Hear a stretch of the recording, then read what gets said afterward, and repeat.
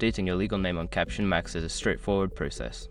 Follow these steps to ensure your name is updated quickly and efficiently.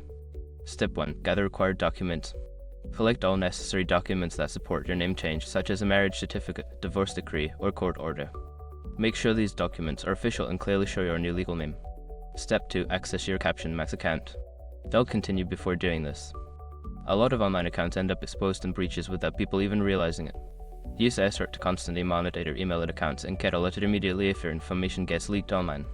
It scans billions of breached records 24/7 in the background.